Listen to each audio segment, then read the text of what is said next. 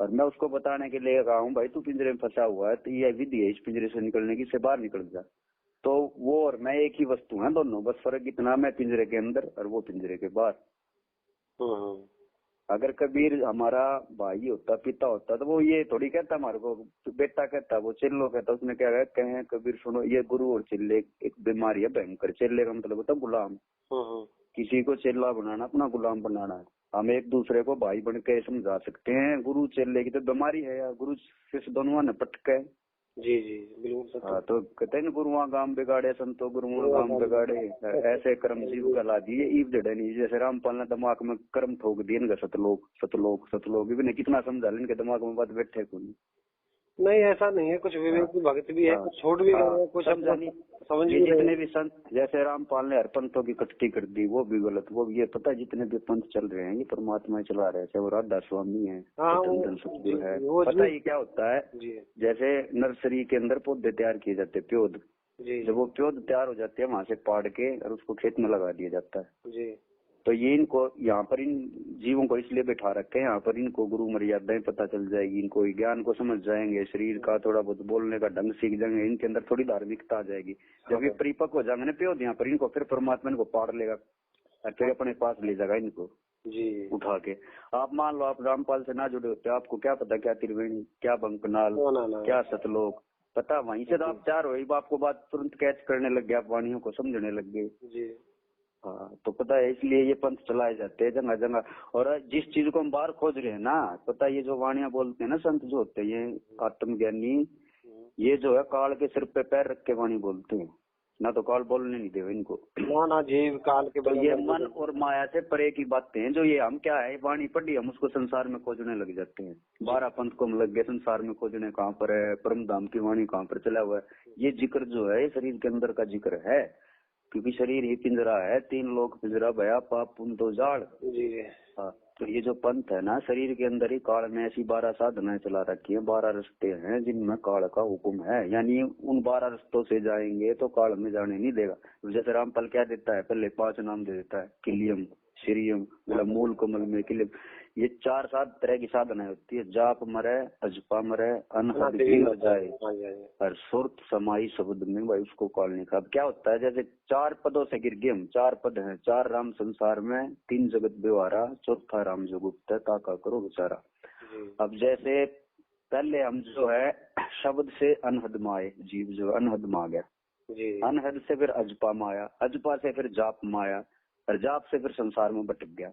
अब चटने का भी यही तरीका है, पहले जाप मरे, यानी जो खाली जाप जपता रहा, कबीर जी कह रहे हैं जो खाली जाप जाप में उलझा रहा वो काल के दायरे से बाहर नहीं जाओ। आप जाप जपते जपते सारी उम्र जाप करते रहे और मृत्यु होगी आपकी, तो कह रहे आप काल के ही जाल में रहोगे, पार नहीं निकलोगे 3 लोक से। दूसरा क्या, जाप के बाद जो अजपा में प्रवेश कर गया, जाप की साधना करने के बाद ऑटोमेटिक अजपा में प्रवेश कर जाएगा वो जैसे नर्सरी के बाद दूसरी क्लास में पहुंच गया वो, तो खाली अजपा तक पहुंचा उसकी भी मृत्यु हो जाएगी। मृत्यु होने के बाद वो भी काल से नहीं छूटेगा। फिर तीसरी अवस्था होती है, पहले जाप जपा, जाप से वो अजपा में पहुंच गया, अजपा से फिर वो अनहद तक पहुंच गया, यानी कान आंख मूंद का भीतर शब्द सुनने लग गया कि मुरली सुने, कभी कुछ सुने, कभी कुछ सुने। कोई कहता है ये धुन सुनती है, वो धुन सुनती है, तो कहते वो फिर अनहद में पहुंच गया, उसको भी काल नहीं बख्शेगा। अरे पर चौथा पद होता है जो जिसकी सुरत शब्द तक पहुंच गई, कहते उसको काल नहीं खाए। अब कलयुग है, अब मान लो हमारे पास उम्र बहुत कम है, कलयुग में समय छोटा है जी। मान लो हम एक कमल को लांगेंगे, एक कमल में युग बीत जाएंगे, हमारे को साधना करते हैं, कब हम गणेश तक पहुंचेंगे। यानी गणेश का मतलब होता है नीचे स्वाद चक्कर के अंदर, गणेश का मतलब ये सूड वाला गणेश नहीं होता है, ये तो आकार इसलिए बनाया जाता है। गणेश का मतलब होता है शरीर के मल को बाहर काटने वाला, यानी पहला किलियम जो जाप है वो शरीर के अंदर शुद्धि पैदा करेगा, अच्छे विचार उत्पन्न करेगा जी। तो इसलिए पता, मान लो कितना समय बीत जाएगा, आप फंस गए वहां पर, वहां से निकल नहीं पाओगे। तो कबीर जी ने एक तरीका बताया, कहते हैं कि गरीबदास जी कहते हैं कि ऐसा सतगुरु हम मिला, अचल भी हंगम चाल और हम हमारा पुर ले गया ज्ञान शब्द सरगाल। कबीर जी ने सारे रास्ते रिजेक्ट कर दिए सारे। कबीर जी ने सीधा एक शॉर्ट तरीका बता दिया, पक्षी वाली चाल बता दी, शब्द भी अंगम चाल हमारी हर कहें कबीर सतगुरु देता रही जी और खुला कपाट शब्द। कबीर जी ने सारी जाप अजपा अनद सब रिजेक्ट कर दिए था गए और सीधा हमारे को एक तरीका बताया, पक्षी की तरह उड़ो डाल से सीधे पहुंचे वहां पर। हमें जरूरत नहीं पैड़ी पे पा रखने की, बिन पग का जापन फेरे झुमकरा और मकर तार की डोर सुनोरे झुमकरा। हमने पैड़ी दर पैड़ी चढ़ना है नहीं, जंतर मंतर सब झूठ है इन मनाउल जो कोई जंतर मंतर भाई काल और सार शब्द जाने बिना भाई कागा। जब तक आप सार शब्द का लखाव नहीं करोगे ना, उस वस्तु को नहीं जानोगे, परमात्मा को नाम नहीं है, नाम तो हमने रख लिए भाई। तब ये शरीर है, शरीरों के नाम हम बच्चे पैदा करके खुद रखते हैं और पीछे से आते हैं नाम डिक्लेयर हो गए। पहले संतान पैदा होगी तभी तो उसको हमने संज्ञा दी, नाम तो एक संज्ञा है।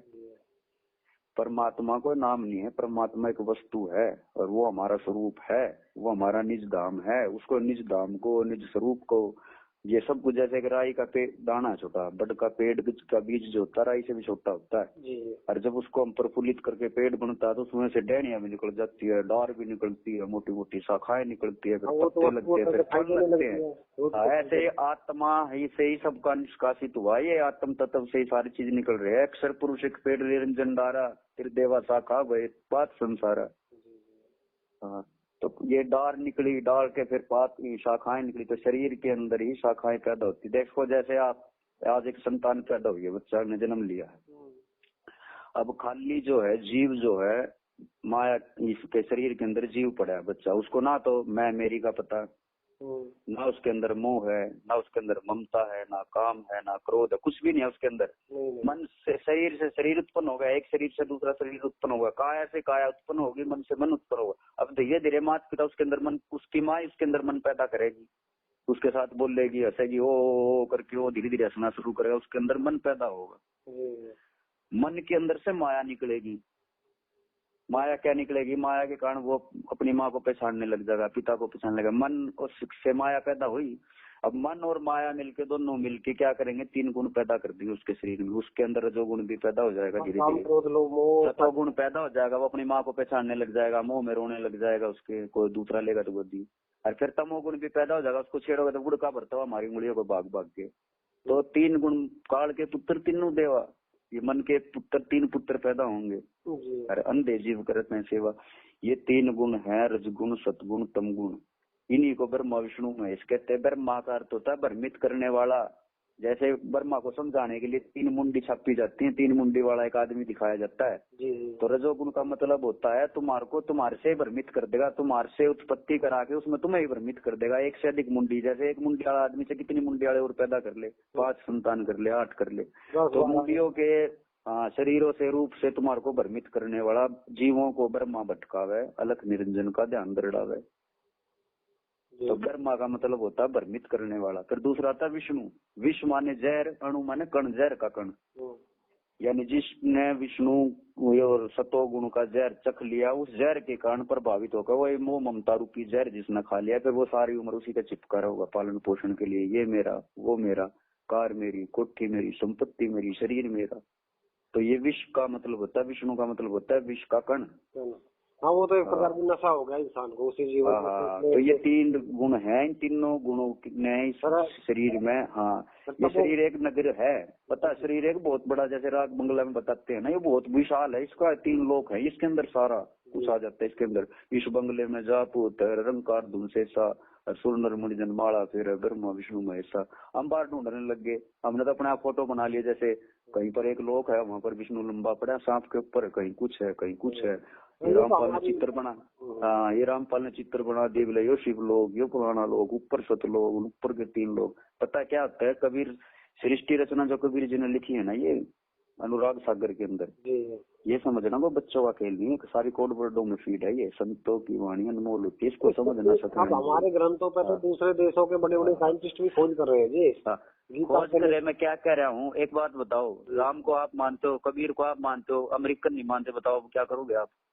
एक चीज कौन सी ऐसी चीज है जिसको सभी मानते हैं? हिंदू, मुस्लिम, सिख, ईसाई, बौद्ध, जैनी, हर चीज मानते हैं। जिसको कौन सी वस्तु है? वो आत्म, आत्म तत्व को हर व्यक्ति मानता है। हर धर्म में आत्म तत्व का जिक्र है ना, जिक्र। अंग्रेज भी सोल बोलते हैं उसको, अंग्रेजी में आत्मा। आत्म तत्व ही ऐसी चीज है जिसको कोई नहीं नकार सकता गरीबदास जी ने भी कहता है कि निराकार निर्भय निर्भानी सुरत नृत्य नृतावे आत्म राम अतीत पुरुष को गरीबदास न पावे। वो आत्ममय राम, राम में आत्म, आत्मा ही परम है, श्रेष्ठ है, वही परमात्मा है। और जी ये जो शरीर में है ये आत्मा नहीं फंस रही, आत्मा का तो को बांध नहीं सकता, ना उसको अग्नि जला सकती, ना उसको बंधन बांध सकता, वो तो अडोल है, अबोल है, अछेद है, अभेद है। आत्मा तो अडोल है, वो डोलती नहीं। तो अनुराग सागर वो सार शब्द जो है वो भी अडोल है, अबोल है, वो सतीर है। ये ओम तो मैंने बोला डोलता हुआ आप तक पहुंच गया, आपने सुन लिया। सोहम मैंने बोला आपने सुन लिया, बताओ। अरे ओहम सोम, ओम माने देही, सोम माने जीव, अपना ओम सोम जपे जा, यानी माया जीव, माया जीव, माया जीव जपता रहे, क्या हो जाएगा सारी उम्र, बता।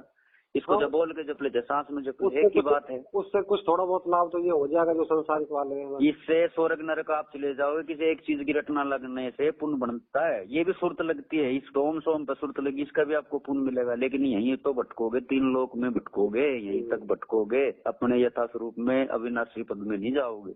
परमात्मा एक पद है। परमात्मा गरीबदास जी की वाणी आती है हंस पंथावली में, क्या होता है कि उसमें बताया कि परमात्मा ने हारे हंसा मेरे दे विदे हारे। कहते परमात्मा से प्रेम करो। कौन सा परमात्मा? वो दे नहीं, विदे हारे, वो विदे है। या झूठी काया रे हंसा भाई भरम बुलाया रे, इसमें 5 ठग हुआ रे हंसा मेरे बाट बट हुआ रे, इसमें 5 ठग बैठे। तो पता है ये जो संत जो है भ्रमित करने वाले इतने हैं, परमात्मा को भ्रमित करने के ज्ञान पर ये जो है दुकानें खुल गई अब कलयुग में। काल ने डिंग डिंग पे कहते 14 करोड़ यम के लकारे, ये 14 करोड़ कलयुग में यम के लकारे खड़े हैं। यम के लकारे खड़े हाथा में लिए वेद। ये जैसे रामपाल सारा दिन वेद उठाए रहता है, वेद में होते साकट 4 वेद है, साकट 12 पंथ। ये तो साकट है तो क्यों उठा रहे इनको हाथ में? होता गंध है ये तो भाई।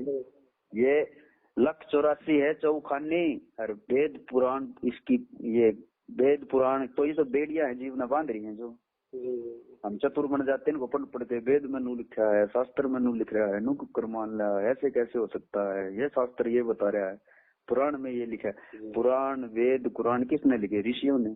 ऋषि कौन थे? खुद भ्रमित थे, इनको खुद शब्द का ज्ञान नहीं था, दे तक भ्रमित थे। अंदर का हाल इन्होंने बाहर लिख दिया, पुस्तक पे तार दिया। जो शरीर में साधना करके देखे वो बाहर लिख दिया। हाँ, जो इसी 3 लोक तक का जो काम जो ऋषि जहाँ तक पहुंचा उसने अपनी साधना का हाल वेद के रूप में लिख दिया।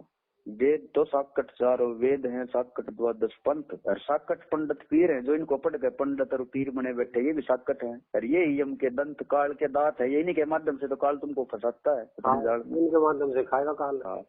तो कबीर की जो अवस्था थी वो मन और माया से परे की बात है। जिस दिन आपको उपदेश देगा वेदी गुरु, उसी दिन आपका काल के पैर सिर पे पांव रखवा देगा। काल के सिर पे पैर रखे सतगुरु के उपदेश, फिर आप काल जो है सर पटकेगा।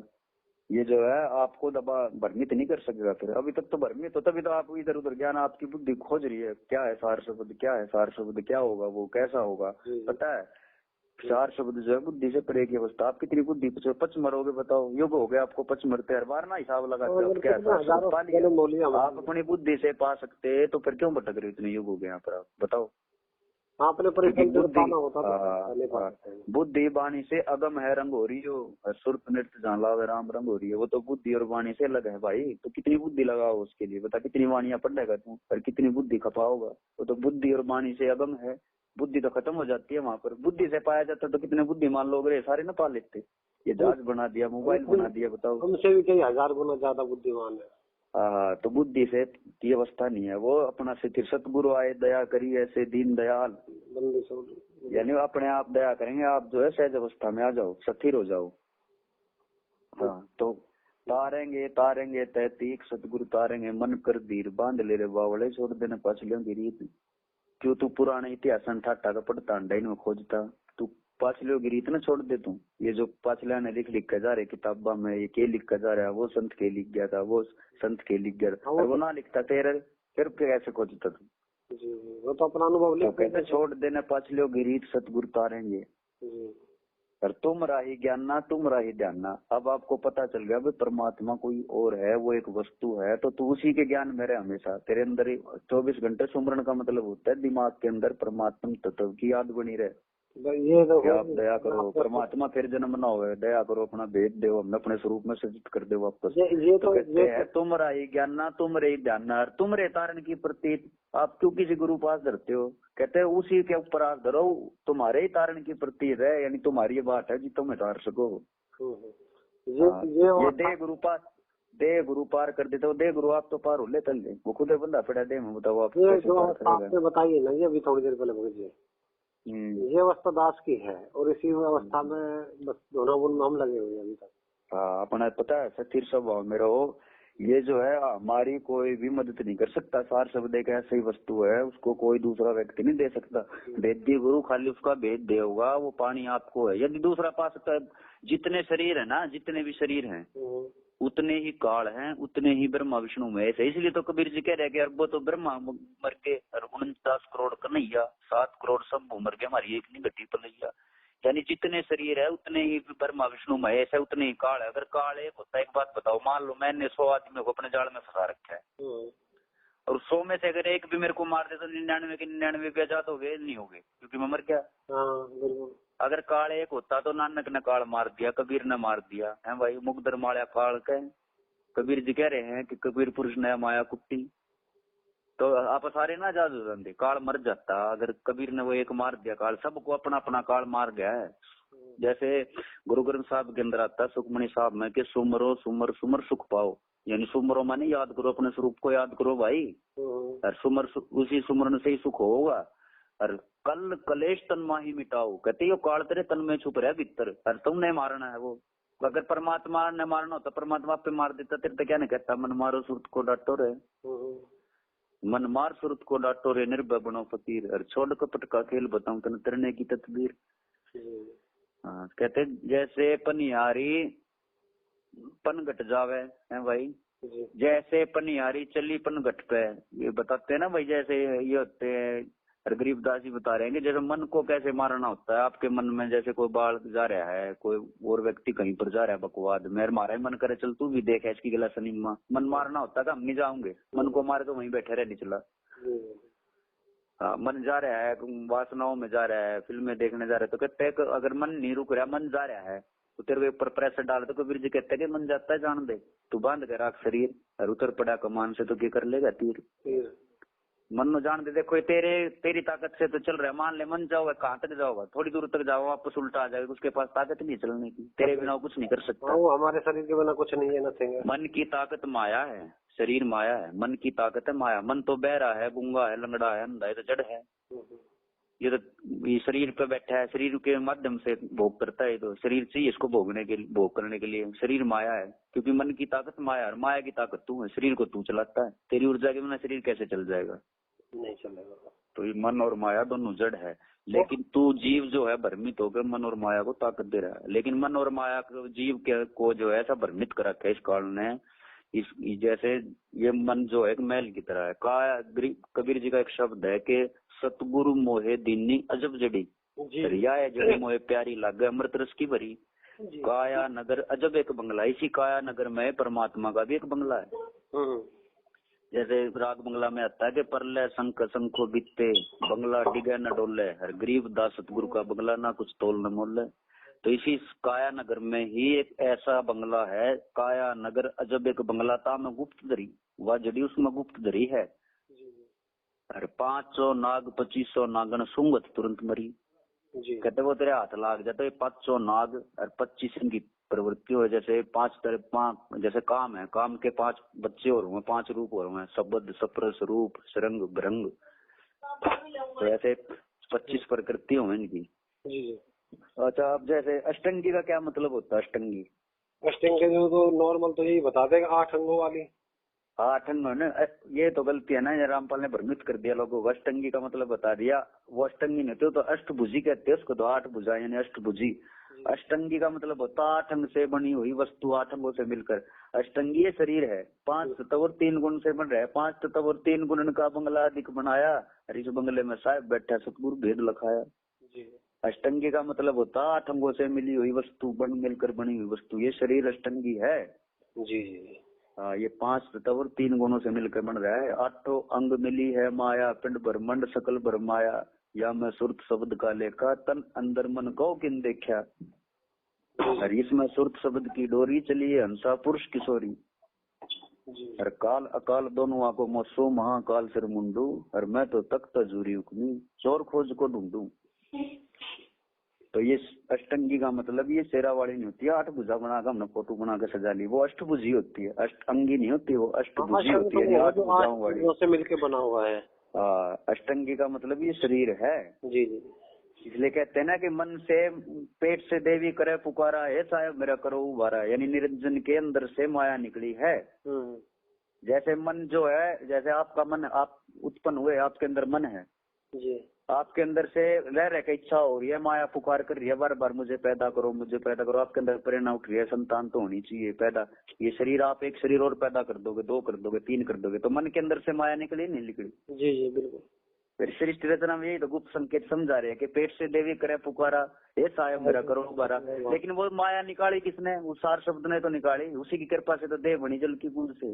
जी जी, उस एक पानी की बूंद से, जिसने उस शब्द वो साहब नहीं पाया जिन्हें जल की बूंद से महल बनाया, शरीर बनाया, यानी पेट से देवी करे पुकारा, आपके अंदर से, आपके अंदर जो मन छुप रहा है, मन के अंदर से देवी पुकार कर रही है, मुझे बाहर निकाल बाहर निकाल। फिर उसकी पुकार सुन के कहते हैं टेर सुनी जब हमता है, अष्टंगी के बंद छुटाए, अष्टंगी को मन की कैद से फिर बाहर काट डैनी और शरीर पैदा कर दी, मेरे जीव पुकार कर रहा था मुझे बाहर निकालो, उसको आकार दिया माया में, काट दिया माया को बाहर, शरीर माया है। जी, अष्टंगी यानी 8 भुजाओं 8 अंगों से अष्टंगी और काल अब 2 ही, अब अष्टंगी और काल, और मंद कर्म से गए, अष्टंगी माने शरीर और काल माने मन। कहते अपने मंद कर्म के कारण दोनों बह गए, जैसे शरीर भी बह जाएगा, समाज नष्ट हो जाएगा और मन भी नष्ट हो जाएगा, जीव फिर दूसरी जगह नया शरीर नया मन पैदा करेगा। जी, तो ये मंद कर्म से गए भी कोई धर्म राय को हिकमत कीना, और नख रेखा से भक्कर लीना। तो नख रेखा से होता है नाखून से लेके और सिर तक सारा भोग विलास से ये शरीर भरा पड़ा है। जी जी, जैसे रोम रोम में कितने स्पर्श कर दे बड़े, स्त्री पुरुष का खेल हो रहा है ना ये सारा, सिरजे पुरुषा, ये तीनों चेले बटपारी, सिरजे पुरुषा सिरजे नारी, एक मन के चेले हैं 3, ये ठग हैं, ये जीव को ठगते रहते हैं, आनंद दे देकर झुटके सुख मोड़ जाके, और वो सुख होता सार शब्द की टूटी और बूंद का होता है वो आनंद। आनंद का मतलब भी परमात्मा है, परमात्मा में आनंद है, दूसरी वस्तु में आनंद नहीं है। जी, वो किरका है यो, तो इस ये झूठा आनंद है, आनंद का किरका टूट काटता है वहीं से, जैसे गिरिराज कहते हैं ना, जैसे कुछ घूट पानी पिला दो बाकी पूरा ना पिला पाए आनंद। तो जब तक उसमें समुद्र में वापस नहीं जाऊंगे ना, वो अखंडित आनंद है, सार शब्द जो है अखंडित आनंद है, ये एक बूंद रिश्क आती है वहां से। जैसे आपने चूल्हे में से कोयला निकाला, जी, थोड़ी देर तक उस कोयले के अंदर भी हीट है, लेकिन वो थोड़ी देर बाद बुझ कर खत्म हो जाएगा वो तो। तो ये जो ऊपर से बूंद टूट करते ना, जीव जब ऊपर के लोकों से आता, खोपड़ी में से रिश्क है बिंद के रूप में बाहर आता, तो हमें आनंद आता है। क्यों? क्योंकि उसके साथ वो आनंद चिपका हुआ आता थोड़ा सा, जैसे कोयले के अंदर से वो तपत निकल के आती है थोड़ी सी, कुछ देर के लिए वो गर्मी दे देती है, वो हम उसी को आनंद मान कर मान ले तो बहुत बड़ी चीज त्यागी हमने, वासना काम वासना में बहुत बड़ी आनंद हाथ लग गया हमारे। ये जब ऊपर के लोक से टूट के प्राणी ऊपर के ब्रह्मंडों में से ऊपर चढ़ रहा को, सतलोक में पहुंच रहा को किते, फिर उसका संस्कार पूरा होने के बाद वो हमारी एक शरीर में से 3 लोक में है, वो ऊपर से खोपड़ी से टूटता हुआ बहता हुआ चलता हुआ पिंडी देश में, फिर इस माया के देश में प्रवेश करता हुआ लिंग के माध्यम से गर्भ में जाता है वो, तो वो अपने साथ कुछ आनंद चिपका हुआ आता है उसके साथ वहां से, तो ये आनंद हमें महसूस होता है, हम उसी को अमृत मान लेते हैं। वो हो क्या पा गया हमें तो पता नहीं। तो ये ऐसे खेल होता है सारा, पता है ये अंदर का सूक्ष्म ज्ञान होता है, इसीलिए तो इसका नाम सूक्ष्म वेद रखा कबीर के सागर को। लेकिन हम उसको स्थूल जगत में ढूंढने लग जाते हैं, वाणी पढ़ी कहाँ पर है 12वां पंथ, वाणी पढ़ी कहाँ पर है देवता, बाहर ढूंढने लग जाते हैं उनको। आप बता रहे थे ना अनुराग सागर के विषय में, पहले कुछ बता रहे थे, बहुत गहरा। ये अनुराग सागर में जितनी भी बातें लिखी हुई है, जैसे सार ये रामपाल बताता है कि सतपुरुष ने 16 पुत्र उत्पन्न करे, विवेक दयाल धैर्य, ये पता क्या है, शरीर के अंदर जब सार शब्द से आप संपर्क में आओगे ना, सार शब्द से को आप लखाव हो जाएगा आपको जी, तो फिर सार शब्द से जो है 16 पुत्र कैसे पैदा होंगे, आपके अंदर 16 गुण प्रकट हो जाएंगे। विवेक, धैर्य, संतोष, वैराग, त्याग, आपके अंदर इतना संतोष आ जाएगा, आप ऐसे संतुष्ट हो जाओगे, आपको कोई भी इच्छा ही नहीं बाकी रहेगी। सतगुरु मिले तो इच्छा मिट्टी, पद मिल पदे समाना, यानी आप अपने ही पद में समा जाओगे जाकर, आप निज स्वरूप में अपने। हर चलन सब लोक पठाऊं जो आदि अमरस्ताना। 3 गुणों की भक्ति में भूल पड़ा संसार, हर कहे कबीर निज नाम बिना। निज माने मेरा खुद का निजी, कबीर नू नहीं कह रहा मेरे नाम बिना, वो कह रहे निज नाम बिना। निज माने खुद का नाम बिना तू कैसे उतरे पार, तू अपना नाम खोज, तेरा क्या नाम है। हम तो देखा नाम को पता हमारे को, आप बता दो मेरा नाम बबली है। अरे बबली तो शरीर का नाम है, शरीर का नाम तो संसार ने रख दिया तेरे हड्डों का किसान करने के लिए। जी जो शरीर के अंदर जीव बैठा उसका क्या नाम है, तो वो चीज है, वो वस्तु। हाँ, कबीर जी का शब्द है ना कि गुण इतना बता दियो जीव कहाँ से आया। जी हाँ, तो कहने का मतलब है कबीर जी कह रहे हैं कि कहें कबीर निज नाम बिना। निज माने खुद का, मेरा खुद का निजी। निज नाम बिना कैसे उतरे पार, जब तक तू अपना निज नाम नहीं खोजेगा ना, अपना नाम नहीं खोजेगा, जब तक तू इस 3 लोक से पार निकलेगा कैसे। तू दूसरों के नाम जपता अंडल लाग रहा है, कदे विष्णु के नाम जपन लाग जा, हरियम परियम तरियम, ओम ओम करने लग जा, बता दूसरों के नाम से तू कैसे पार निकल जाएगा भाई। भाई दूसरों के नाम से कैसे पार होगा तू, तो दूसरे पार निकलेंगे कि वो खुद फंसे पड़े। दूसरे का आधार कार्ड, अगर मैं दूसरे कैदी का नाम जपने लग जाऊं, क्या मेरे को छोड़ देगी गवर्नमेंट। ओ भाई जा, तू तो कमाल कर दिया, तू तो दूसरे कैदी का नाम जपने लग गया। या मैं जज का नाम जपने लग जाऊं बैठ के, क्या जज मुझे बाहर ले जाएगा निकाल के। या मैं किसी पुलिस वाले का, जेलर का नाम जपने लग जाऊं जेल में बैठ के, वो मुझे छोड़ देगा, क्योंकि वो छोड़ देगा तो वो भी मरिया, वो भी भीतर हो जाऊंगा। हाँ, तो कहते कहें कबीर निज नाम बिना, यानी कबीर का नाम नहीं जपना। जपो रे मन केवल नाम कबीर, यानी कबीर केवल नाम। कबीर का मतलब ना कबीर का नाम जपना। कबीर तो दे का नाम है, कबीर ने भी कोई आकार धारण कराया अपना, अपनी शक्ति से, अपने शब्द शक्ति से एक आकार धारण करा हमारे को समझाने के लिए, उसका नाम कबीर धरा उन्होंने। तो बता, अब कबीर तो और बच्चों का भी नाम, कितने के नाम रख ले तू कबीर, बता। कबीर कबीर बोलने से क्या हो जाएगा बता। अगर मान लो कबीर कबीर नाम धर कर सुमित नाम धर लेता, फिर क्या करते, फिर सुमित जपने लग जाते क्या तुम अपने। सही बात है, ये तो कुछ गहराई का। तो कहते सोहम शब्द हम जग में लाए, यानी जीव तक का ही लेवल का ज्ञान, जीव संज्ञा को ही हमने उत्पन्न कराया है जग में, और 4 शब्द हमने गुप्त छुपाए। जी वो 4 शब्द सोहम में थे ध्रुव प्रहलादा, ओहम सोहम वाद विवादा। ये ओहम सोहम तो वाद विवाद नहीं, झगड़े का विषय है ये तो। और हमारे को ये रामपाल ने घाटा जोड़ दिया, कितना देश इकट्ठा कर दिया ओम सोहम करके, कहते मेरे पास गुप्त मंत्र है। अरे याद क्या लिखा हो, तेरे से पहले, तेरे से ज्यादा इतने विद्वान बैठे, वो देगी ज्ञान बता। तो इससे से महिमा बना रहा है। और 5500 साल बीतता है, कलयुग बीतता है, 5505 साल जब ये वचन हुआ, 97 में बीत गया। एक बात बताओ आप, जिस समय कबीर ने वाणी लिखी, भारत में कोई अंग्रेजी कैलेंडर था? कोई नहीं था जी। सम्मत लिखी जाती थी ना।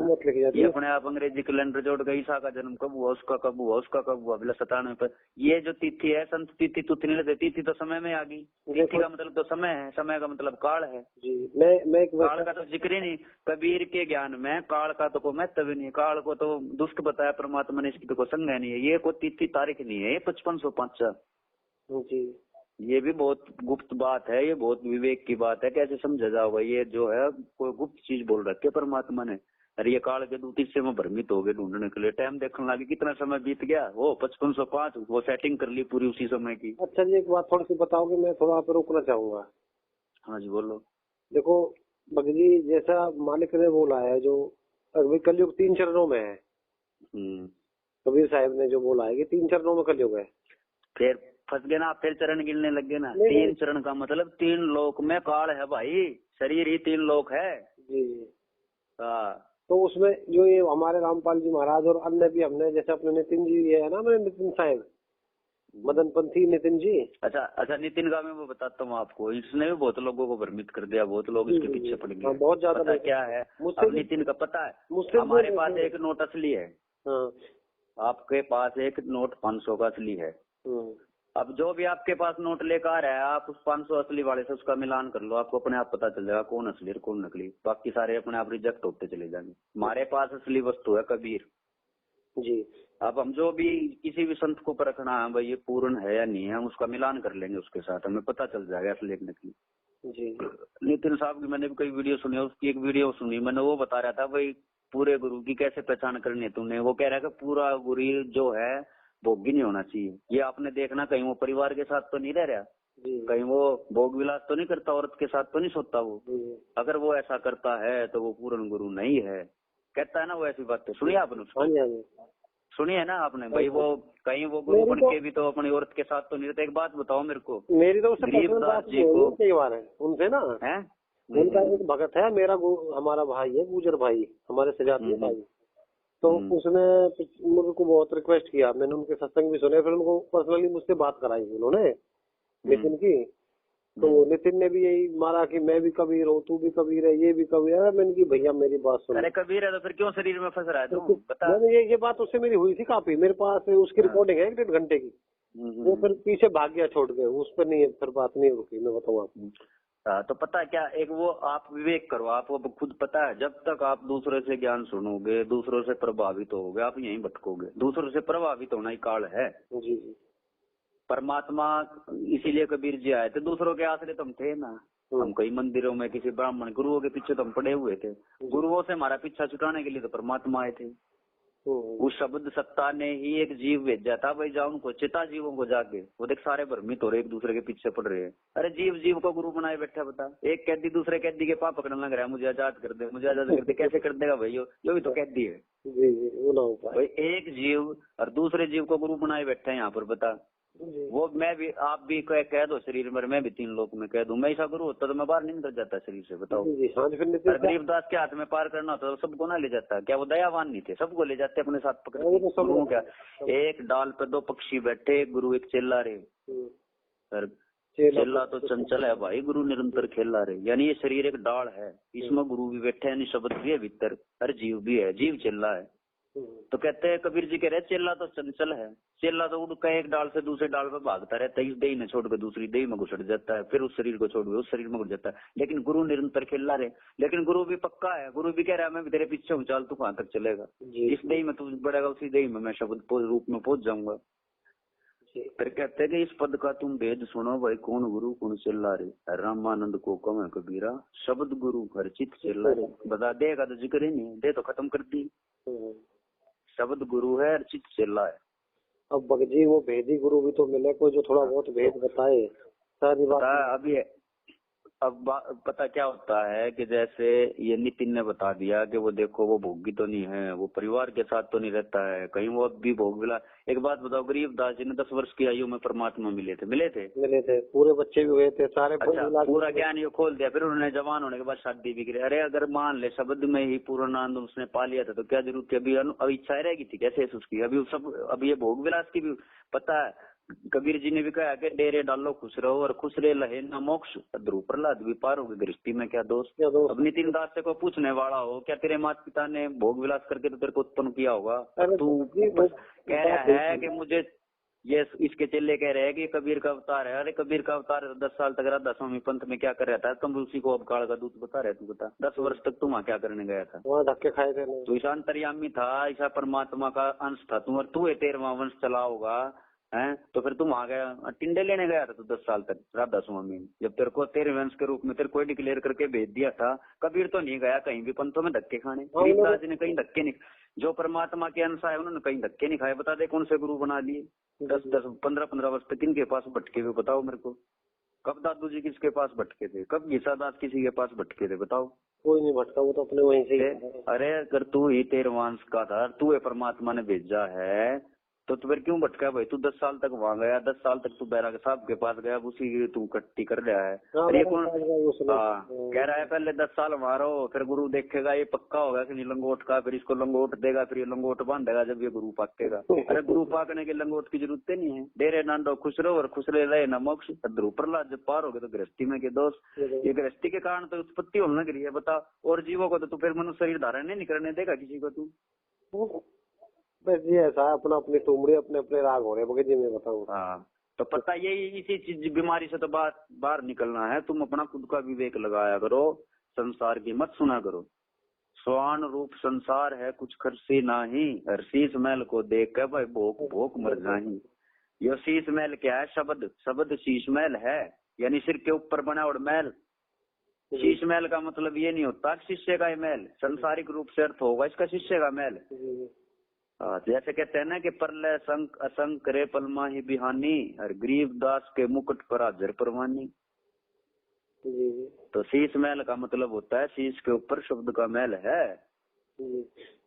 हाँ लेकिन भगत जी वो भेदी गुरु भी तो मिले कोई, हम तो इसी उसमें भेदी गुरु भी वो मैंने बता देना आपको, अपने आप आपके पास शब्द ही भेदी गुरु को पहुंचा होगा आपका। आप एक बात बताओ, आपको पता था मेरी आपसे मेरी बात होगी? ना आप क्या जानते हो मुझे? नहीं, ये किसने मिला है?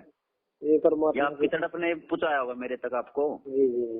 फिर तो ये तो बिल्कुल सत्य बात है, मैं तो जानता भी नहीं, आपसे ऐसे ऐसे नंबर मिल गया, फिर मैंने हाँ, कहा चलो भाई समझा नहीं? आपको कोई सपने आ रहे थे क्या? मेरे नंबर में सपने में मिला था ये नंबर? ऐसे पहुंच जाते एक दूसरे के पास, संपर्क है। परमात्मा के ये वचन है, कलयुग केवल नानक साहब ने भी कहा था, कलयुग केवल नाम आधारा सुमर सुन। अभी तो ये आविष्कार परमात्मा ने इसीलिए कराए हैं कलयुग में, ये मोबाइल टीवी इंटरनेट। अभी इनको उछलने दो जितना उछलना है, जिसने जो बोलना भोंकने दो अभी इनको, अभी इनकी सुनते रहो। इनकी एक बार सारे इनको छू छा कर लेने दो, एक बार इनको जो कुछ कहना सुनना है इनको कह सुन लेने दो। हम्म। अभी